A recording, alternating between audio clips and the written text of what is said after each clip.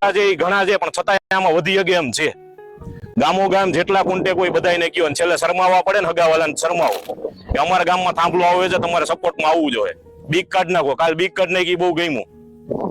બીક કાઢ નાખો. કોઈની બીક રાખવાની જરૂર નથી. આખું ગામ એ કોઈ કેટલાક નહીં કેટલા દી સાચવશે. બીક રાખવાની કઈ જરૂર નથી. સરકારી ખરાબ હોય કે સરકારી ગૌચરની જમીન હોય, તમામ જમીન ગામની છે. ગામ નક્કી કરશે કે દેવી કે નહીં. અને ખેડૂતની વાડી છે એ ખેડૂતની છે, એ સરકાર સમજી લે. અને જેને કોઈને ખબર નથી એને કહી દઉં, વળતર છે ને સરકાર તમે ધારો ને એટલું દઈ શકે છે. ધારો એટલું. એ યુનિટના ભાવ કેટલા લે છે?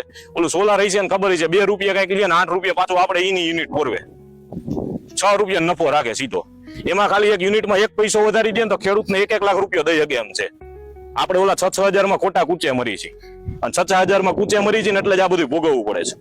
એટલે આટલું આંદોલન હાલે છે, અહીંયા આવવાની હિંમત થાય નહીં. ધરા નાખ દે એવું નથી. મેં ખેડૂત એવા જોયા છે 6000 હાટું પાછું 3 વાર 500 નું પેટ્રોલ બાંધીને ધક્કા ખાય. બોલો મામલતદાર કચેરી ખાવશો કે નથી ખાતા? આ અત્યારે છે, અત્યારે દ્વારકામાં કે આપણે જામનગર થી આ પટ્ટામાં કે વરસાદ નથી, અહીંયા જ નથી છે. કોઈ એક જણો એવું બોલ્યો કે અહીંયા ઓલું આપો, પાક વીમો આપો કે દુષ્કાળગ્રસ્ત જાહેર કરવો કે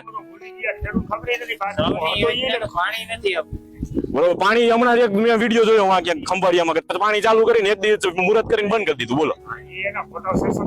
એટલે એ બધું બરોબર છે, પણ આ એકતા રાખવી જોઈએ ને આ એકતા જાળવી રાખજો. મને ખબર પડી છાવણી કરવાના છે, બહુ સારી વાત છે. એકતા આમનોમ જાળવી રાખજો, અને ગામો ગામથી જેટલો સપોર્ટ થાય એટલો અગાવાલા બધાને બોલાવજો. કારણ કે હમણાં જ અહીંયા પોલીસ વાળા ઉભા મેં જોયા. બરોબર, પણ કાંઈ બીક રાખવા નથી. આટલા બધા આવીશો ને આખું ગામ એક આવીશો ને તો કાંઈ કોઈથી થાય નહીં.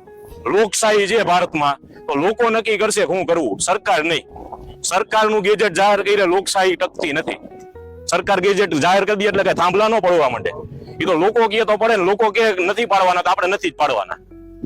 એટલે પેલા તમે કહો થાંભલા પાડવા છે કે નથી પાડવા? જોતા જ નથી ને. બસ આ છે એ રાખજો.